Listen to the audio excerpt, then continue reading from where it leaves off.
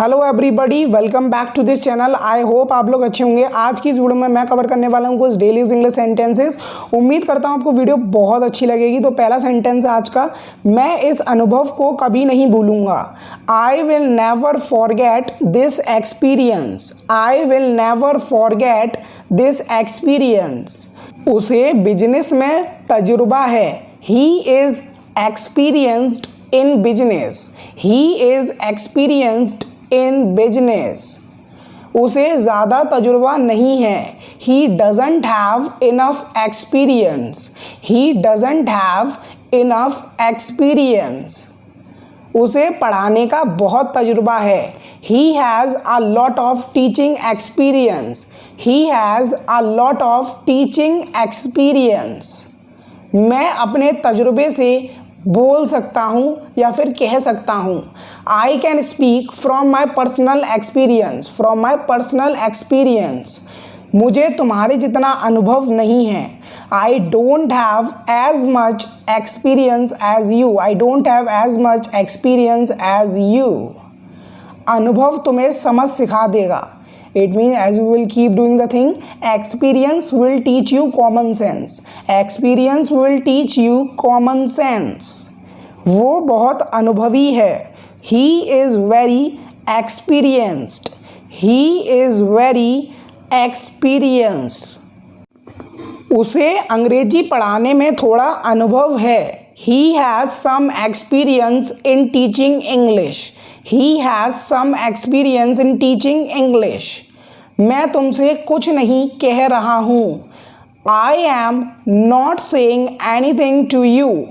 I am not saying anything to you. It is present continuous tense and ing is being used as the rule is concerned of this tense. वो बहुत काबिल अध्यापक है। He is very capable teacher. He is very capable teacher. तुमने उन्हें क्यों नहीं समझाया? Why didn't you make them understand? Why didn't you make them understand? वो बच्चों का ध्यान रखने में सक्षम है। He is capable of looking after children. Looking after is a phrasal verb which means to take care of somebody. वो किसी को नुकसान नहीं पहुंचाएगी। She will not hurt anyone. She will not hurt anyone. वो बहुत काबिल लॉयर है। He always in the case whatever he handles. He is very capable lawyer. He is very capable lawyer. आपको अपने पैसे का प्रयोग करना चाहिए। You should use your money. The thing what you can get done with the help of money, so definitely you should use your money in that situation. वो झूठ बोलने में सक्षम है। He is capable of telling a lie. He is capable of telling a lie. मैं बिना तकिया के सोऊंगा। So its English will be I will sleep without a pillow. I will sleep without a pillow. उसने हर रोज घर पर अभ्यास किया। He practiced every day at home. He practiced every day at home.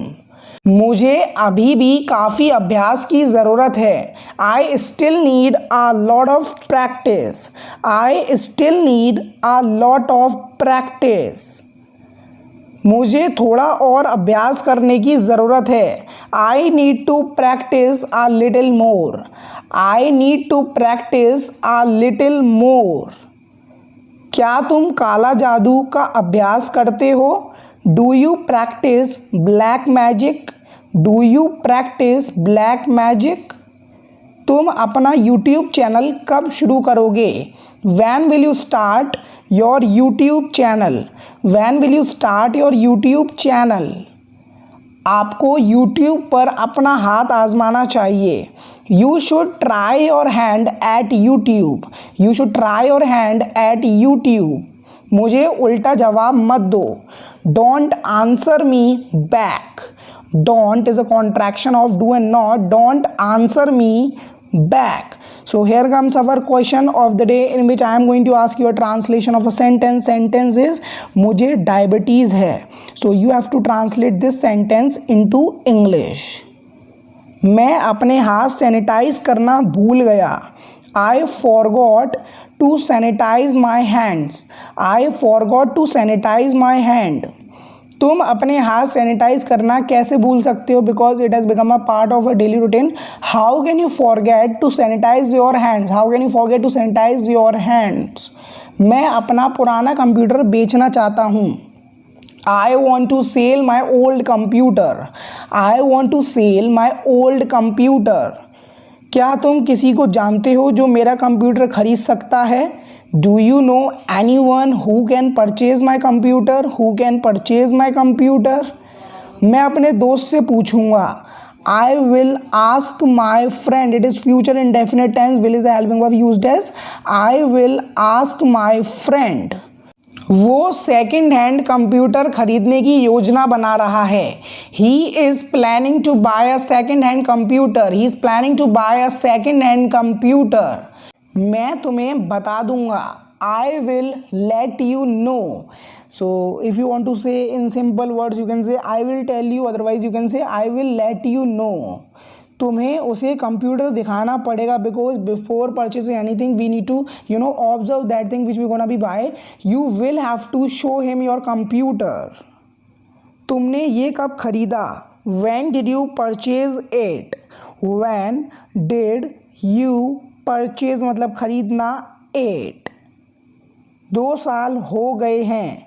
So you are telling him the time when you purchase your computer. So it has been 2 years. It has been 2 years. तुम अपना computer क्यों बेचना चाहते हो? Why do you want to sell your computer? Why do you want to sell your computer? असल में मैं laptop खरीद रहा हूँ। Actually I am buying a laptop. Actually I am buying a laptop. Laptop खरीदने के बाद मैं कंप्यूटर नहीं चलाऊंगा। After buying a laptop I will not use computer. After buying a laptop I will not use computer. तुम अपनी गलतियों से क्यों नहीं सीखते हो? Why don't you learn from your mistakes? Why don't you learn from your mistakes? वहाँ जाना मत भूलना। When it is mandatory to go and attend any function, so you can से don't forget to go there. Don't forget to go there. मैं अनुभवी हूँ। So its English translation will be I am experienced. It means you are the master in that field in which you are experienced. You having the experience. क्या तुम अनुभवी हो? Are you experienced? Are you experienced? So the next sentence is मुझे कोई तजुर्बा नहीं है।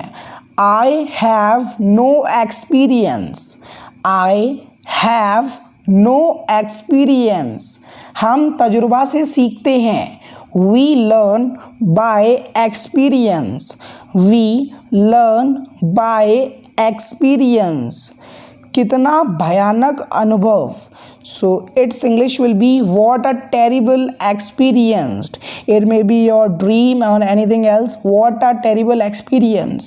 मुझे बहुत तजुर्बा है। I have a lot of experience. I have a lot of experience. वो एक अनुभवी अध्यापक है। He is an experienced teacher. He is an experienced teacher. मैं तजुर्बे से बोल रहा हूँ। I am speaking from experience.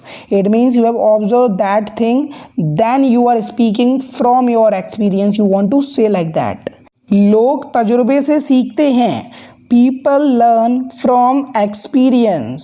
People learn from experience. It is present indefinite tense.